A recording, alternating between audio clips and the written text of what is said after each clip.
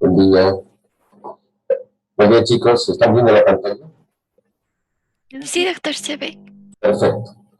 Entonces, hoy en la mañana vamos a entrar ya al terreno de lo que es la oncología. O sea, vamos a entrar a las enfermedades inicialmente borderline, que pueden considerarse benignas, pero también al mismo tiempo de comportamiento maligno que puede transformarse en leucemias. Y entienden ustedes por qué se producen los síndromes mielodisplásicos, van a poder entender por qué se producen las leucemias, sobre todo las leucemias de origen mieloide.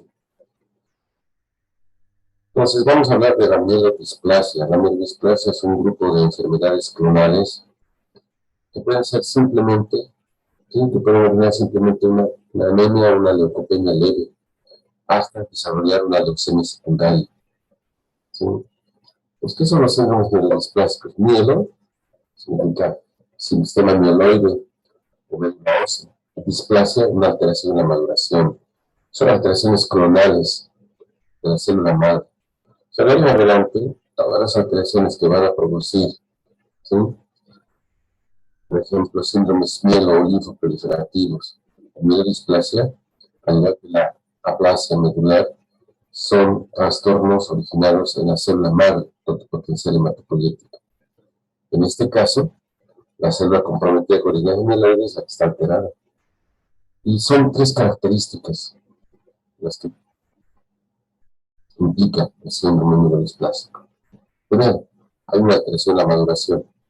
Por lo tanto, la célula madre es incapaz de madurar normalmente y, por lo tanto, produce una hematopoiesis ineficiente, es decir, un síndrome de falla medular. Hay una insuficiencia medular, pero a diferencia de la aplasia medular, donde no existen precursores hematopoyéticos, aquí existen precursores hematopoyéticos, pero totalmente displásicos. Es decir, una alteración cualitativa del proceso de proliferación y maduración celular.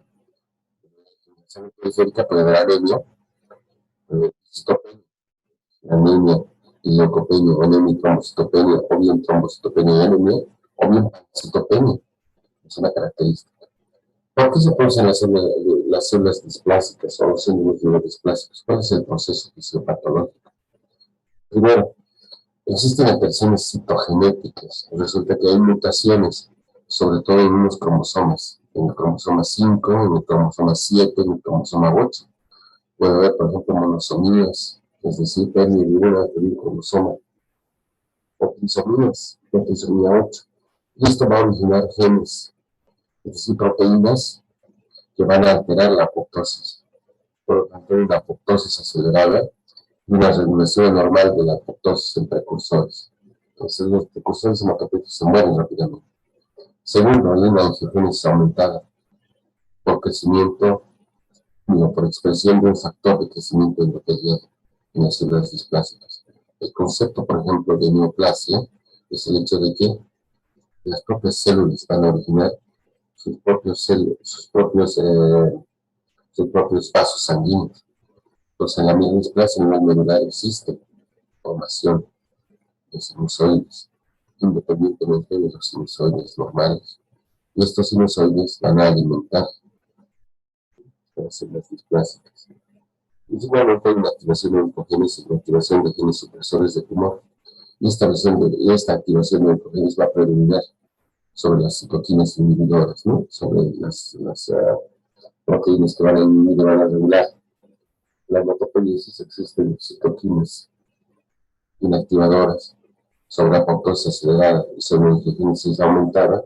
Se ha producido un proceso totalmente anormal de displasia a nivel de la médula ósea. Los síndromes mielodisplásicos, chicos, se consideran ya verdaderas neoplasias. Si bien hay algunos síndromes mielodisplásicos de bajo riesgo, el común denominador de tener síndrome mielodisplásico es el hecho de que en algún momento esta entidad va a evolucionar a una leucemia secundaria, especialmente una leucemia mieloblástica aguda. Por eso los síndromes mielodisplásicos se consideran dentro de las enfermedades neoplásicas de la médula ósea. Las leucemias y los síndromes mielodispásicos, por lo tanto, se consideran neoplasias primarias de la médula ósea. ¿Cuáles son las causas? ¿Por qué se producen los síndromes mielodisplásicos? Miren aquí un dibujito bien interesante, ¿no? Se producen alteraciones específicas a nivel del núcleo de la célula madre. Es un proceso clonal. Pues esta célula madre que adquiere esta alteración citogenética va a originar células hijas que tienen el mismo problema. Por lo tanto, la génesis fisiopatológica de un síndrome clásico es el hecho del daño a nivel cromosomal, es decir, un daño específico a nivel del DNA. Y esto va a originar que la célula mutada va a trastornar todo el proceso de maduración y proliferación celular. ¿A qué se debe que se produzca un síndrome clásico? Resulta que existen fármacos o existen procesos que dañan, ¿sí?, la estructura genética en el DNA de la célula madre porque es hematopoyética.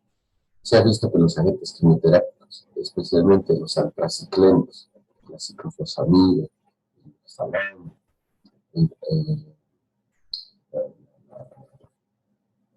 los inhibidores de topoisomerasa, como por ejemplo el tetopósido y temipósido, son medicamentos útiles en algunos tipos de neoplasias sólidas, por ejemplo, o inclusive neoplasias hematológicas.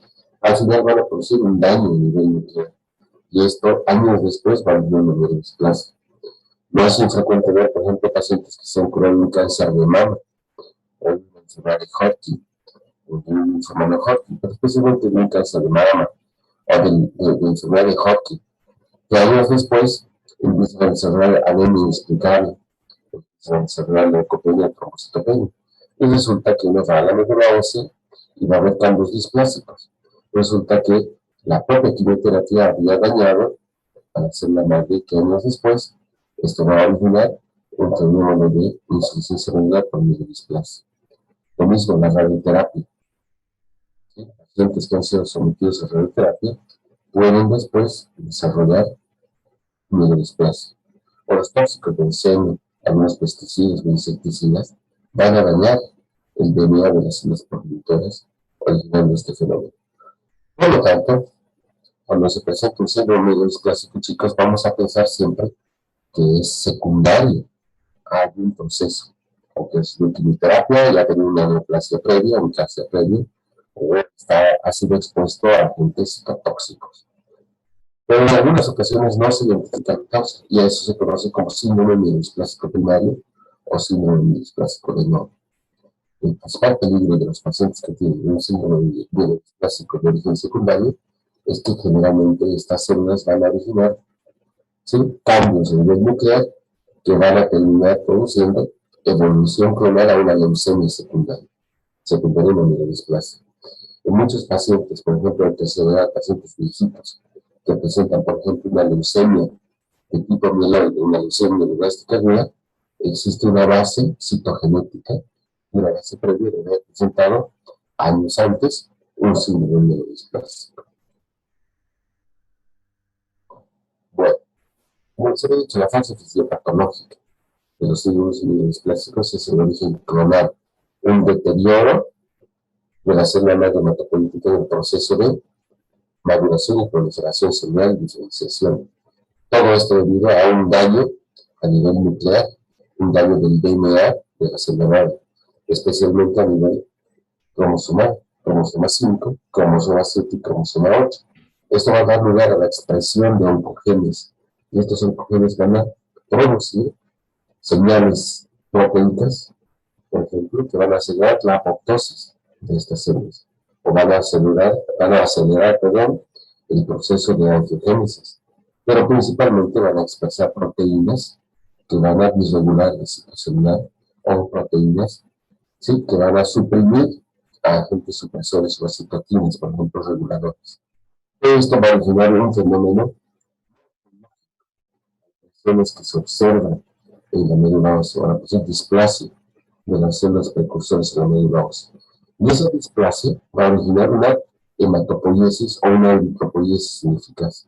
Cuando hablamos de eritropoiesis ineficaz, va a originar, por ejemplo, anemia.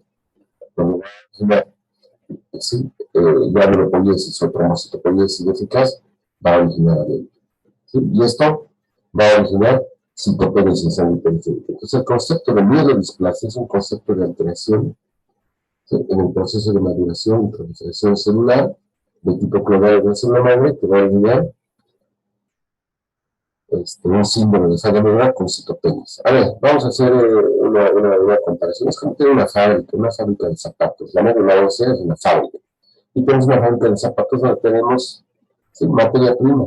La médula ósea tiene materia prima, pero en la fábrica de zapatos la materia prima es suficiente, digamos, de mala calidad. Y por alguna razón, a los obreros se les ha ocurrido fabricar zapatos de mala calidad, ¿sí? Lo mismo en la médula ósea, por alguna razón, las células precursoras, progenitoras, han adquirido esas señales, ¿sí?, citogenéticas moleculares que hacen que se trastorne el proceso de maduración normal. Entonces, los obreros en las fábricas de zapatos no fabrican zapatos de buena calidad. Y cuando pasan por el departamento de control de calidad, dicen, no, esos zapatos no pueden salir a la venta. Resulta que todas las tiendas de Cochabamba no tienen zapatos. Pero si vamos a la fábrica y vamos a los almacenes están llenitos de zapatos de mala calidad. De la misma manera, chicos, lo que caracteriza el síndrome mielodisplásico es que en sangre periférica, en la anemia, hay leucopenia y hay trombocitopenia. Pero si hacemos una aspirada y una biopsia de médula ósea, vamos a ver que a diferencia de la clase medular donde no existen precursores, aquí existe una gran cantidad de sobrepoblación. La característica de la mielodisplasia es que existe hipersolidaridad, pero estos precursores son totalmente displásicos, es decir, son anormales. Por lo tanto, el control de calidad evita de que estas células produzcan, por ejemplo, eritroblastos y glóbulos rojos normales, o que produzcan granulocitos, es decir, neutrófilos y linfocitosos normales o plaquetas normales, y se produce un proceso de citopenia en sangre periférica. En los Estados Unidos más o menos hay 12.000 casos al año. Esta es la incidencia actual mundial de síndrome de mielodisplasia, 6 a 10 casos por cada 100.000 individuos. No es tan infrecuente. Por tanto, en Cochabamba vamos a tener entre 100 y 120 casos de mielodisplasia por año. Doctor, ¿Sí? doctor, disculpe que lo interrumpa. Es que se está escuchando un poco apagada la voz. A ratito se escucha muy ronco, entonces no se entienden algunas partecitas, doctor. Claro, yo voy a poner mi Doctor. segundo. Bueno, pero hasta aquí lo he entendido, ¿verdad? Sí, sí se ha entendido, doctor, pero algunas partecitas no Problemas. muy bien. Sí,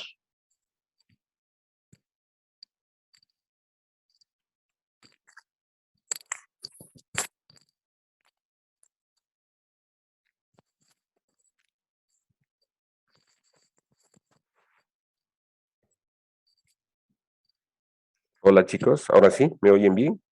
ahora sí está mucho mejor, doctor. Sí, es que tengo el micrófono de la computadora lejos. No lejos, incorporar, pero hay algún problema, hay que hablar más fuerte. Bueno, ahora sí, me oyen bien, ¿verdad? Sí, doctor, muchas Han gracias. entendido lo que ocurre con el síndrome mielodisplásico y han entendido lo que es como una fábrica de zapatos que forma zapatos de mala calidad, ¿verdad? Los obreros por alguna razón, a ver, mielodisplasia es como tener, ¿sí?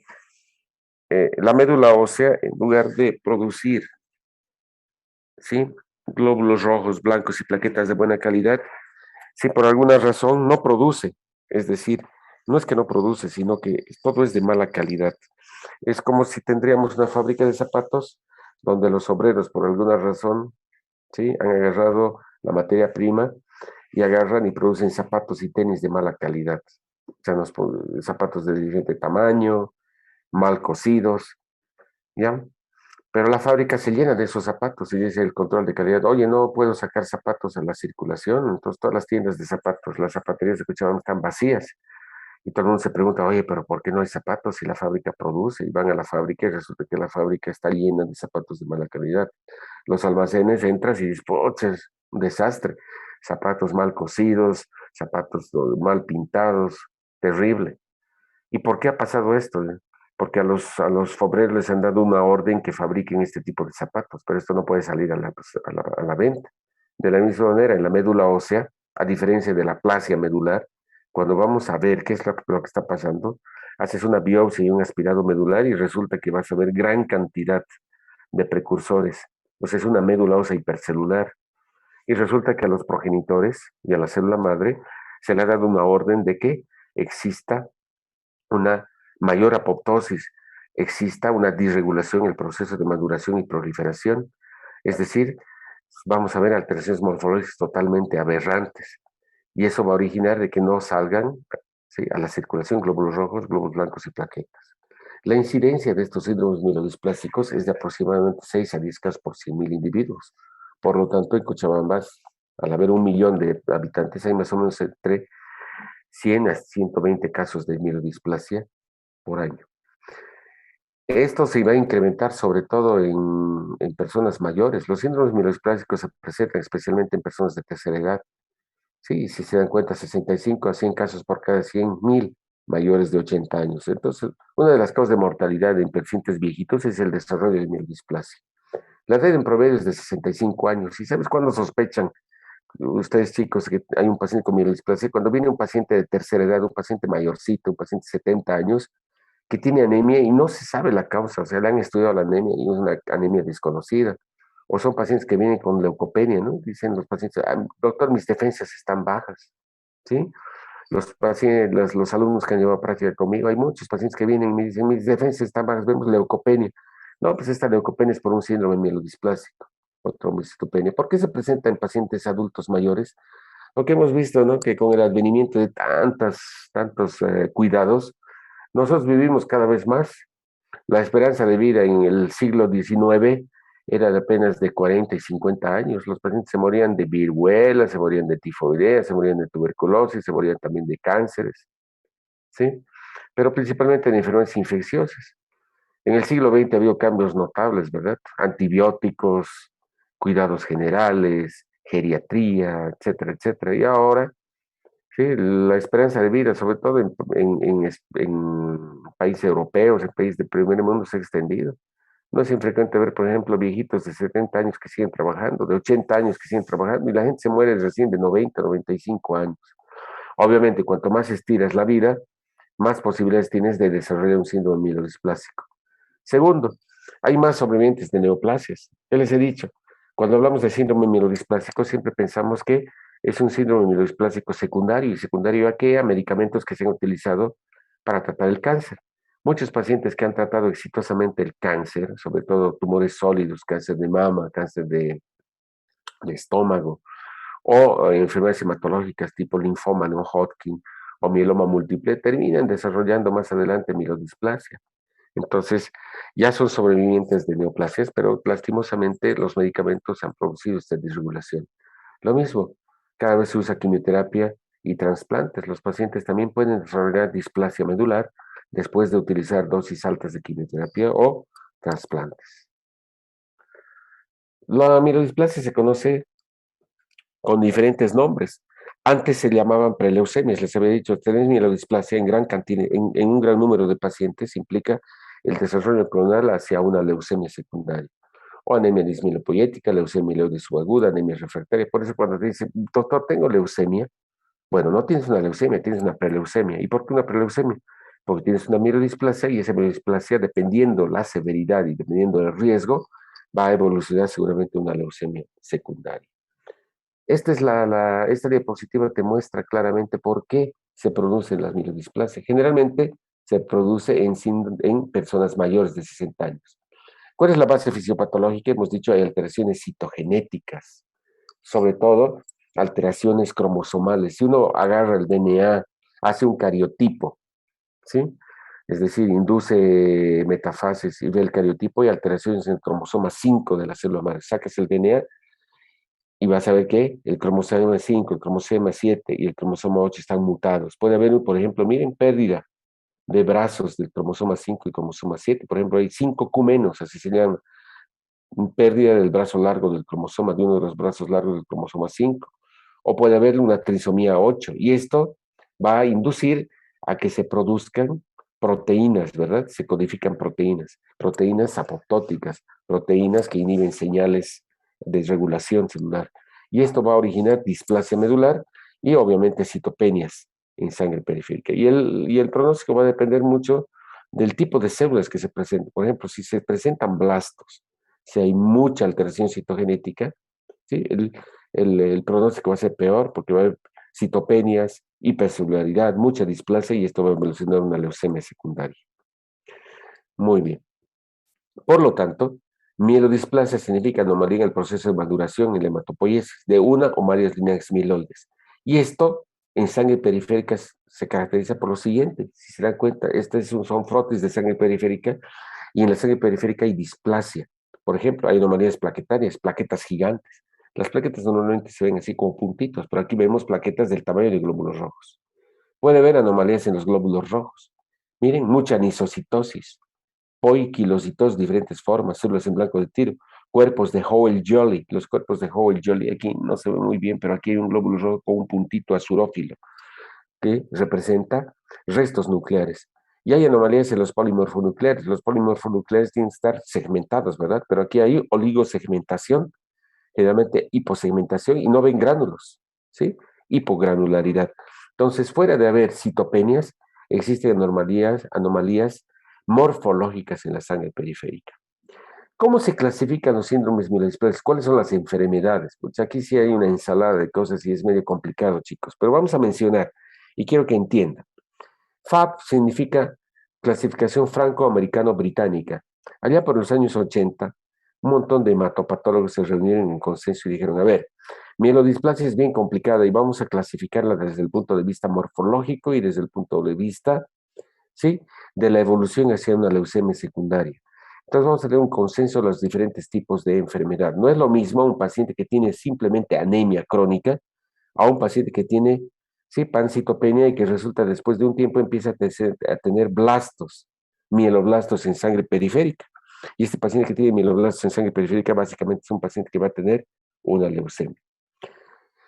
La clasificación morfológica cada vez está viniendo a menos y casi no se utiliza, pero para nosotros que somos clínicos y morfólogos, sí, es importante reconocer este tipo de enfermedades. Entonces, cada una de estas enfermedades que involucra mielodisplasia son las siguientes. Tenemos una enfermedad dentro del síndrome de mielodisplasia que se llama anemia refractaria simple, así se llama anemia refractaria simple. Tenemos otra que se llama anemia refractaria con sideroblastos en anillo. A ver, para poder entender, anemia refractaria con sideroblastos en anillo. Si vamos a la médula ósea, resulta que los eritroblastos, cuando se tienen con tinción de Pearls, que es la tinción para ver el hierro, van a tener el hierro alrededor del núcleo. O sea, son eritroblastos que tienen hierro alrededor del núcleo. Y estos eritroblastos que tienen hierro alrededor del núcleo se conocen como sideroblastos en anillo. Nosotros tenemos que tener menos del 15% de eritroblastos, con hierro en forma de anillo. O sea, ¿qué quiere decir? Menos del 15% de sideroblastos en anillo. Entonces tenemos la anemia refractaria con sideroblastos en anillo o ARSA, síndrome mielodisplásico tipo 2. Tenemos la anemia refractaria con exceso de blastos. Si vamos a la médula ósea, los blastos son precursores mieloides y precursores linfoides. ¿Sí? Estos blastos nunca deben exceder el 5%. ¿Sí? Cuando exceden del 5%, eso es anormal. Entonces, muchas veces vamos a tener anemia refractaria con exceso de blastos. Luego tenemos una enfermedad que es borderline. No se sabe si es un síndrome mieloproliferativo o un síndrome mielodisplásico. Pero en la clasificación FAB lo han metido aquí, que es la leucemia mielomonocítica crónica. Así se llama. Y finalmente tenemos la anemia refractaria con exceso de blastos en transformación. Antes, habíamos dicho que lo normal es tener menos del 5% de blastos en médula ósea. Y antes se consideraba que tener más del 30% de blastos en la médula ósea era una leucemia. Entonces teníamos un amplio espectro entre los 6 y 29 blastos en médula ósea.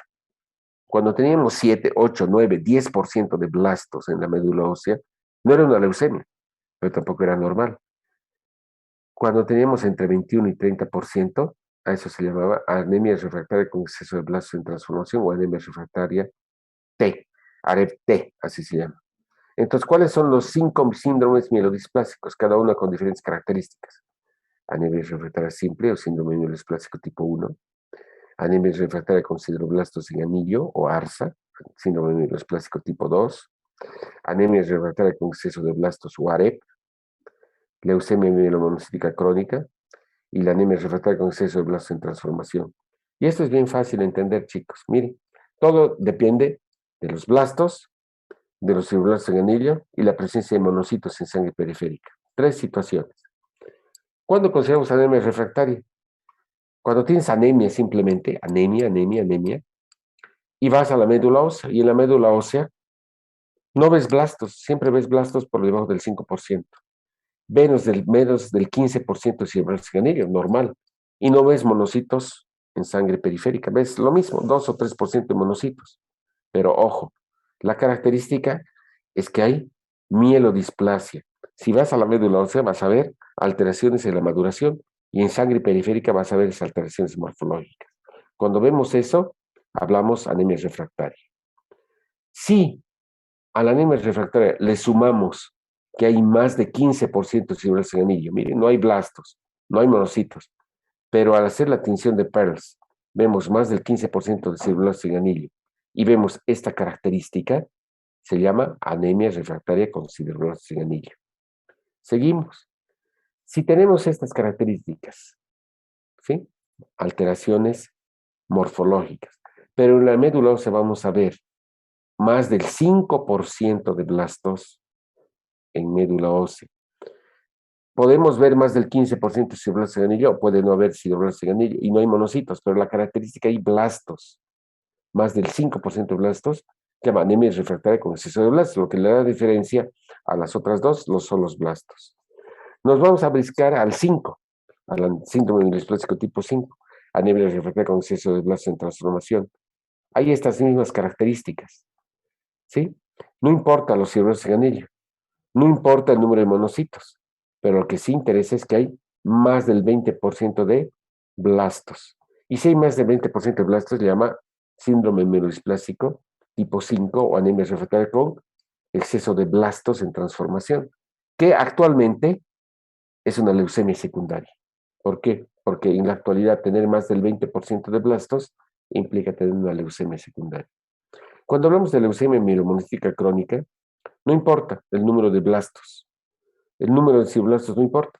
Lo que importa es que tienes este fenómeno de mielodisplasia y el número de monocitos en sangre periférica es de más de 1000 monocitos. Cuando hemos hablado en el hemograma, ¿sí? Causas de monocitosis, una de las causas de monocitosis es tener un síndrome mielodisplásico tipo leucemia mielomonocítica crónica. La característica fundamental es que tienen mielodisplasia. Y miren, no es lo mismo tener anemia refractaria simple que anemia refractaria con exceso de blastos en transformación. ¿Por qué? Porque la severidad y el pronóstico es diferente. El síndrome mieloesplásico más frecuente es la simple anemia refractaria, es esa anemia o esa leucopenia que se presenta en forma inexplicable en un paciente mayorcito, ¿verdad? O tienes trombocitopenia y no sabes por qué, vas a la médula ósea y resulta que hay mielodisplasia. Los síndromes mieloesplásicos más frecuentes son anemia refractaria simple y anemia refractaria con exceso de blastos. Pero miren, la progresión a leucemia mieloide aguda es mayor cuando tienes una anemia refractaria con exceso de blastos y básicamente una anemia refractaria con exceso de blastos de transformación. 60% de los pacientes evolucionan a una leucemia y la sobrevida es diferente. El tener, por ejemplo, una anemia refractaria simple en promedio, ¿sí? De sobrevivir tienes 4 años sin tratamiento, pero apenas en 5 meses te vas a morir, ¿sí? 5 meses te mueres si tienes una leucemia con exceso de, una anemia refractaria con blastos de transformación, porque es una verdadera leucemia. Entonces, los síndromes de mielodisplásicos de riesgo bajo y de buen pronóstico son la anemia refractaria y la anemia refractaria con cirrosis en anillo. En cambio, la leucemia mielomonocítica crónica y la anemia refractaria con exceso de blastos y con exceso de blastos en transformación tienen un pésimo pronóstico de alto riesgo. ¿Sí? Muy bien. ¿Por qué se produce ese factor de riesgo o esa evolución clonal a una leucemia? Porque hay alteraciones citogenéticas. Entre un 30 a 70% de cada uno de estos síndromes mieloesplásicos tiene alteraciones citogenéticas. De ahí que cuando sospechamos un síndrome mielodisplásico, chicos, no solamente hay que hacer un hemograma, no solamente hay que hacer un aspirado y una biopsia de médula ósea para ver la morfología. Hay que enviar esa muestra a un laboratorio de citogenética y biología molecular, sobre todo de citogenética, un laboratorio que tenga cariotipo y un laboratorio que tenga un estudio de FISH, así se llama, que es la hibridización in situ, y observar alteraciones cromosomales. Miren, la anemia refractaria simple se relaciona, por ejemplo, a una alteración en el cromosoma 5, pérdida del brazo largo del cromosoma 5, 5Q menos. Pero el resto de síndromes mielodisplásicos lleva alteraciones citogenéticas complejas, ¿sí? Alteraciones en el cromosoma 5, en el cromosoma 7, en el cromosoma 8, ¿sí? Y esto le da muy mal pronóstico. Por ejemplo, ya en la anemia refractaria con blasto en transformación o síndrome mielodisplásico tipo 5, que se considera ya una leucemia, existen alteraciones citogenéticas, translocaciones características de leucemia mieloblástica aguda, ¿sí? Como translocación 821, translocación 1517, inversión 16, translocación 911, o sea, intercambio de material genético entre cada uno de estos cromosomas. Todo esto que les he hablado de la FAP, de la clasificación FAP, ¿sí? Prácticamente ha entrado en desuso y ahora nos complicamos un poco la vida. ¿Por qué?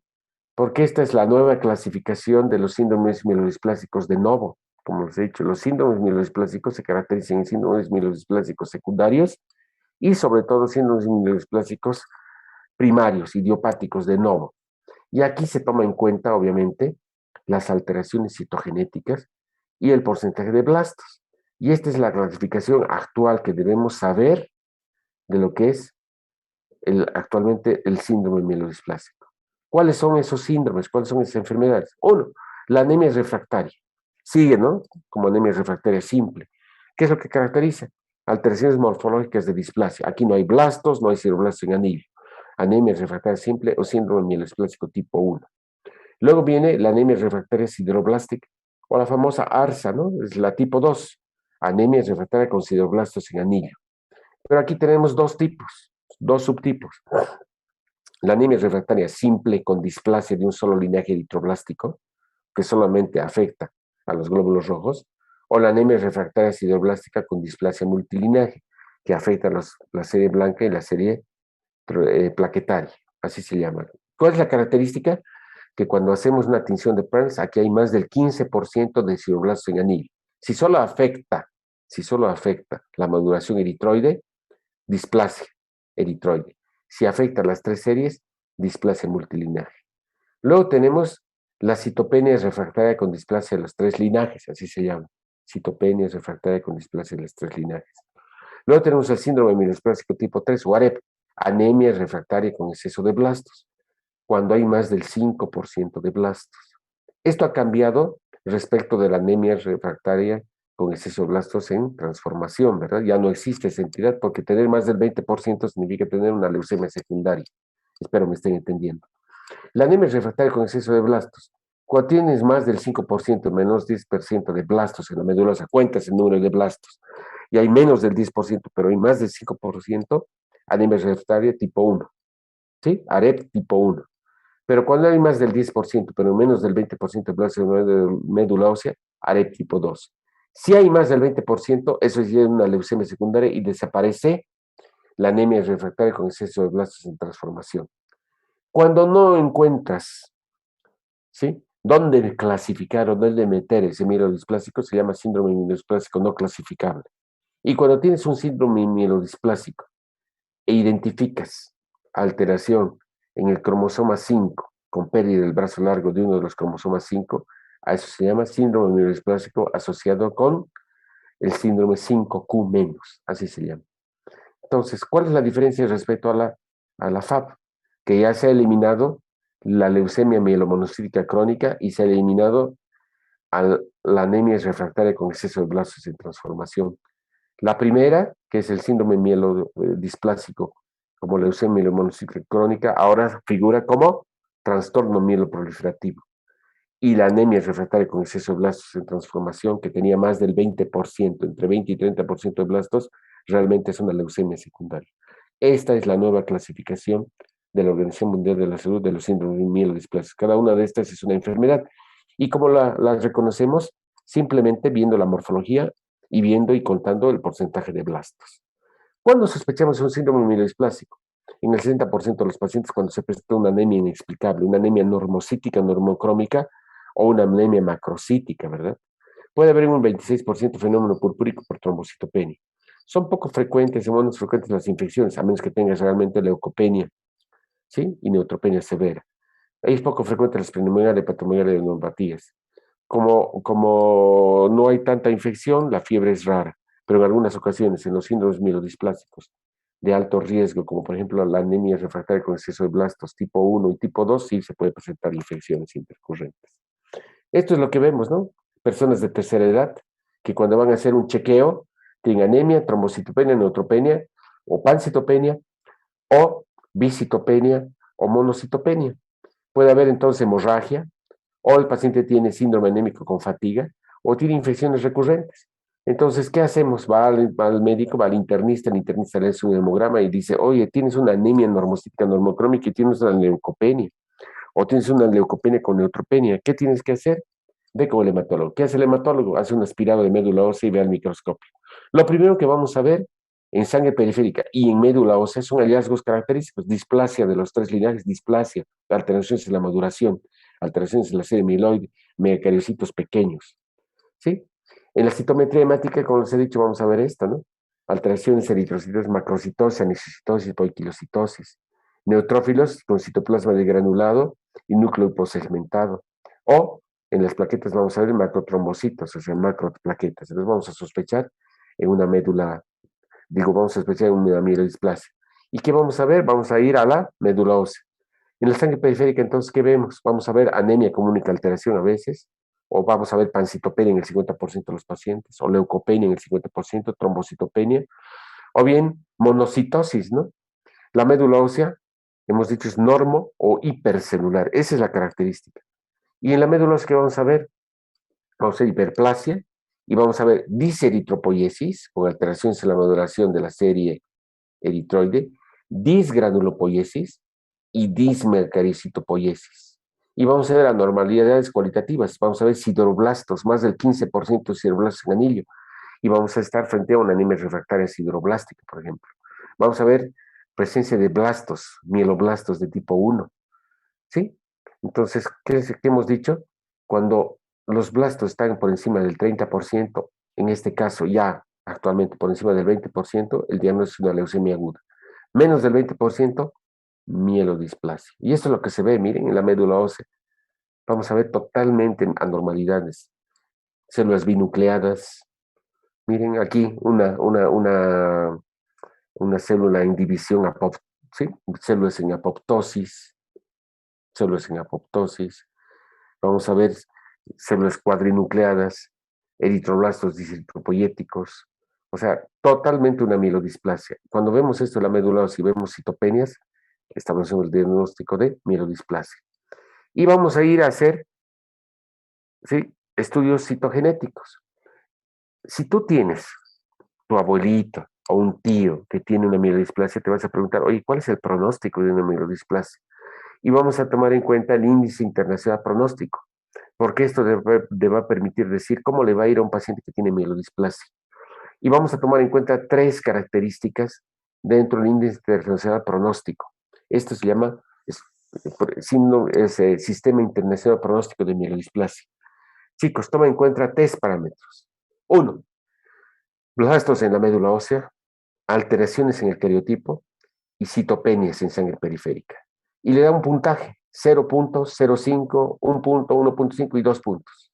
Si tienes menos del 5% de blastos, 0 puntos. Si tienes entre 5 y 10% de blastos, 0.5. Y si tienes entre 11 y 20%, 1.5. O sea, le das esa puntuación. Entonces, tu abuelito que tiene anemia, tiene leucopenia, haces un aspirado medular y en el aspirado medular vas a ver que tiene, ¿sí?, 12% de blastos. O sea, no tiene leucemia porque no tiene más del 20%, pero es una mielodisplasia, 1.5%. Resulta que has mandado esa muestra al laboratorio de citogenética y recibes un cariotipo. Y resulta que en el cariotipo vas a ver alteraciones, vas a ver monosomía 7 y vas a ver trisomía 8. Te van a decir, existe solamente un cromosoma 7 en el núcleo de estas células anormales. Le vas a dar puntuación 1. O resulta que no tienes, es un cariotipo normal y tienes 0. Y citopenia, resulta que tenía solamente anemia, le das 0 puntos. O resulta que tienes bisitopenia, leucopenia y anemia, le das 0,5. Entonces, 1,5 más 0,5, 2. ¿Sí? 2. Y vas acá. ¿Cuántos puntos tiene? 2 puntos. Por lo tanto, ¿qué riesgo tiene? Riesgo intermedio. ¿Cuál es su sobrevida en años? 1 año. O sea, es un síndrome mielodisplásico de alto riesgo. Si no hacemos tratamiento, resulta que esa mielodisplasia va a evolucionar a una leucemia secundaria intratable y el paciente se va a morir por leucemia. El 39% de los pacientes tienen un riesgo intermedio, ¿sí? Alto, un riesgo intermedio 2. Pero hagamos de cuenta que sea un paciente de 70 años que no tiene anemia, 0, ¿sí? Que tiene un cariotipo normal y que no tiene blastos. Por lo tanto, es un riesgo bajo. La sobrevida en años sin tratamiento es de 4 años. 18% de los pacientes tienen un riesgo bajo. Aquí tienes que prolongar la sobrevida con algún tratamiento, ¿verdad? Entonces, el paciente que tiene 70, si no le das tratamiento, tiene una sobrevida a 4 años. Sí, tiene un mejor pronóstico, pero finalmente una mielodisplasia es un síndrome o es una enfermedad que tiene mal pronóstico. Pero si es un paciente que tiene 15% de blastos, un cariotipo anormal y tiene pancitopenia, 1,5 más 1, ¿sí? 2,5 más 0,5, 3, riesgo alto. Apenas va a vivir 5 meses. 11% de los pacientes tienen eso. Entonces, ojo chicos, y esto es pregunta. Cuando ustedes tienen un síndrome mielodisplásico, no solamente se basan en el hemograma y en las citopenias, sino en la médula ósea, sobre todo contando el porcentaje de blastos, y lo más importante, ¿sí? El riesgo de desarrollar una leucemia secundaria. Y el factor más importante es el factor citogenético, el cariotipo. Cuanto más alteraciones cariotípicas tengas, peor pronóstico porque le das mayor puntaje. ¿Cómo se clasifican los mielodisplásicos? Bajo, intermedio 1, intermedio 2, es decir, riesgo intermedio bajo, riesgo intermedio alto y riesgo alto, de acuerdo al Sistema Internacional Pronóstico de Síndrome Mielodisplásico. Por lo tanto, tenemos que dar el tratamiento y el tratamiento, el objetivo es diferente si tienes, por ejemplo, un paciente asintomático de bajo riesgo a un paciente que tiene algo de riesgo y que se va a morir en 3 o 4 meses. Hagan de cuenta, si bien es infrecuente en personas jóvenes, ¿qué pasa si tienes un paciente de 30 años que tiene un síndrome mielodisplásico de alto riesgo? Se va a morir, ¿verdad? Entonces, el objetivo, por ejemplo, en el asintomático viejito es vigilar. ¿Cuáles son las opciones de tratamiento? Watch and wait, mira y espera, y solamente hemogramas frecuentes. Muchas veces hemos visto eso, ¿no? Pacientes de 80 años que vienen con una anemia de 9, de 10, no tienen ningún otro problema y lo único que te decimos es ácido fólico y vamos a vigilar. O muchas veces el paciente está sintomático y tenemos que darle tratamiento de soporte. Sobre todo si es un viejito de 90 años, no le vamos a dar quimioterapia. Vamos a dar transfusión, podemos inducirle con andrógenos y factores de crecimiento, eritropoyetina o fibrosis, factor estimulante de colones. Pero si es un paciente de alto riesgo, el objetivo es erradicar la clona y restaurar la hematopoiesis normal. Y la única forma es con quimioterapia intensiva, con hipometilantes o con factores de crecimiento y trasplante. ¿Sí? El único tratamiento curativo en mielodisplasia es el trasplante de médula ósea, en casos seleccionados sobre todo de alto riesgo, de riesgo intermedio. Miren, el objetivo es diferente, va desde vigilar hasta curar. Y la curación significa erradicar la clona, con quimioterapia o con trasplante. Por lo tanto, no existe un tratamiento específico, va a depender mucho del tipo de paciente, ¿sí? Pero podemos dar todos estos tipos de sustancias, ¿no? Desde andrógenos, factores estimulantes de crecimiento, eritropoyetina, retinoides, vitamina, ácido fólico, ¿no? Interferón, esteroides. Y estos dos medicamentos, agentes inmunomoduladores como talidomida y lenalidomida, e hipometilantes, 5-azacitidina y decitabina. En pacientes de riesgo alto, ¿sí? Y riesgo intermedio alto, es importante dar quimioterapia. Podemos dar citarabina o realmente quimioterapia intensiva, combinación de citarabina por 7 días más un antraciclino que se llama daunorubicina, como si fuese una leucemia mieloblástica aguda de nuevo. Entonces, En pacientes que tienen riesgo alto, es decir, anemia refractaria con exceso de blastos tipo 2, ¿sí? Importante dar quimioterapia tratando de erradicar la clona. Miren, aquí están diferentes esquemas de quimioterapia en síndromes mieloplásticos de alto riesgo y la respuesta. Desafortunadamente, miren, 72, 61, 48, es el porcentaje de respuesta. Respuestas muy bajas. Si acaso con inarubicina, que es un antraciclano, podemos llegar a un 72% y a una sobrevida de 22 años, digo, de 22 meses en estos pacientes.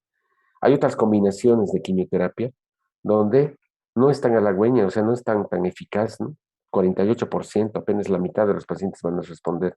Tener síndrome mielodisplásico de riesgo alto, chicos, es un problema grave. Y este es digamos, las respuestas a quimioterapia. Hemos dicho que aquí sí juega un papel importante el trasplante. El gran problema es la edad, ¿no? Los programas de trasplante halogénico de médula ósea, ¿sí? No consideran trasplantar a un paciente mayor de 70 años. La gran mayoría de los síndromes mielodisplasicos se presentan en personas de 70, 80 años, entonces están fuera de un programa de trasplante. Pero si tú tienes un paciente joven, menos de 60 años, un paciente de 50, un paciente de 45 años con síndrome mielodisplásico, tienes que jugarte, ¿no? Con trasplantes de médula ósea. El trasplante puede ser halogénico o autólogo. El autólogo tiene pocos candidatos y tiene un índice alto de recaídas. Generalmente se utiliza un trasplante halogénico mieloablativo. Más adelante van a llevar en qué consiste el trasplante de médula ósea. La sobrevida a 3 años variable, 35 a 60 años, varía según el índice pronóstico, ¿verdad? Prosteroblastos, citopenias en sangre periférica y citogenética. Y obviamente la edad. Cuanto más joven, mejor pronóstico. A estos pacientes viejitos se ha ideado ahora un trasplante no mieloablativo, así se llama. Son esquemas donde no vas a producir tanta aplasia medular por quimioterapia en la fase de preparación para el trasplante. Parece ser la opción ideal. Simplemente esta diapositiva, miren, tantas pacientes, y estos son los investigadores. Aquí dice pacientes en los que se reduce la intensidad en alotransplantes, lo que les he dicho previamente, ¿no? Parece que el trasplante orgénico no mieloablativo parece ser la opción ideal. Y estos son los esquemas de trasplante no mieloablativo, utilizando todo este tipo de de medicamentos, ¿sí? Acondicionadores para un trasplante, fludarabina busulfán, etcétera, etcétera. Aquí está la medida de seguimiento, las complicaciones y aquí están las sobrevidas, ¿no? Entonces parece ser de alguna manera un tratamiento un poquito más opcional hacer esto. Pero ahora chicos, todo esto ha venido a cambiar gracias a que se ha descubierto agentes hipometilantes, así se llaman. Los hipometilantes se usan en los pacientes con riesgo intermedio y riesgo alto, ¿sí? En lugar de quimioterapia y en lugar de trasplante, con mejores resultados. Y hay dos hipometilantes, la azacitidina y la decitabina. La azacitidina se utiliza 75 miligramos por metro cuadrado por vía subcutánea por día cada 28 días. Y la decitabina 15 miligramos por metro cuadrado endovenoso a pacientes 3 horas cada 8 horas por 3 días cada 6 semanas.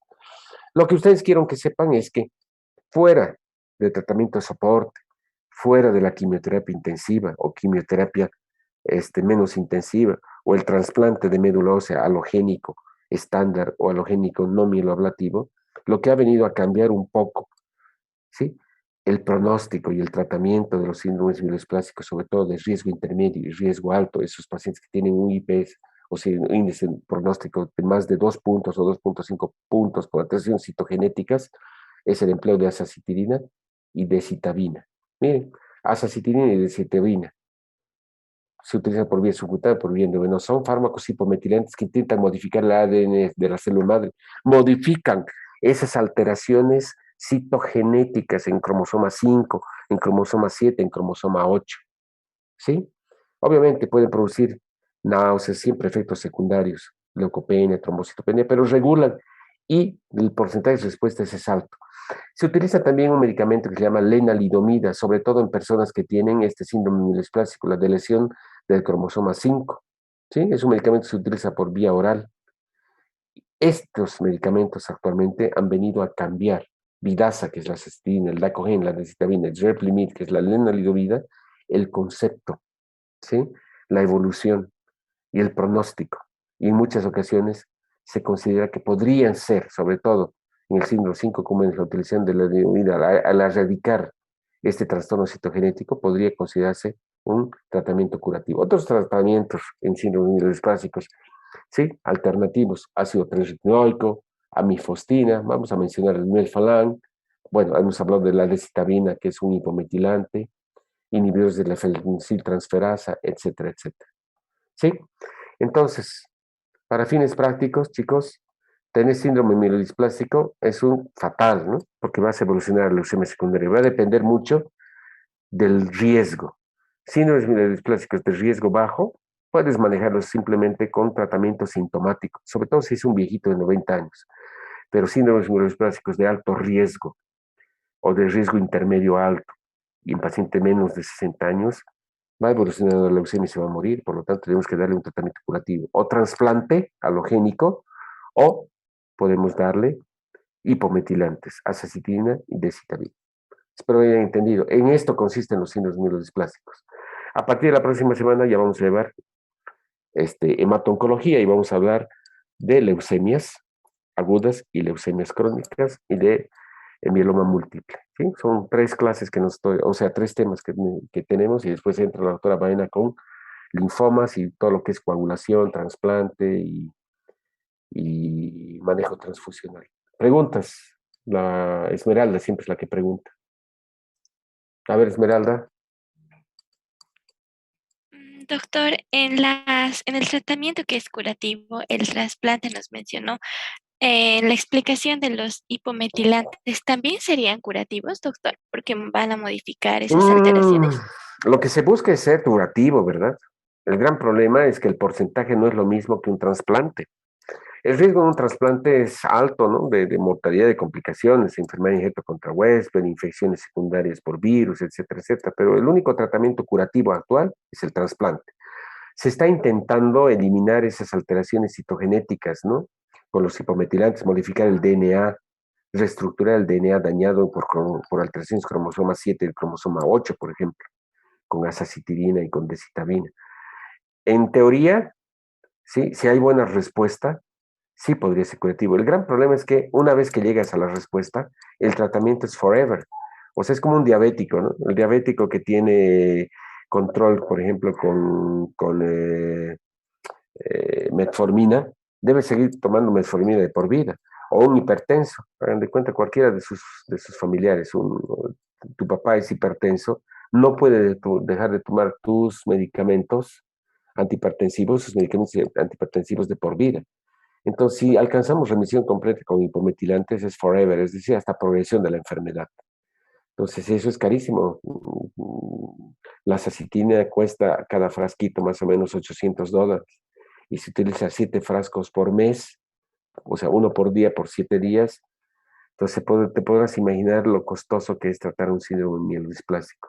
Lo mismo si tienes un síndrome 5 menos con lenalidomida, tienes que tratar con lenalidomida forever, ¿no? Hasta progresión de la enfermedad. Esa es la desventaja de la utilización de estos agentes inmunomoduladores o hipometilantes en mielodisplasia. O sea, obviamente han abierto una puerta de, de, de manejo promisorio, pero la única posibilidad de curar a un paciente que tiene mielodisplasia de alto riesgo, joven, es con trasplante.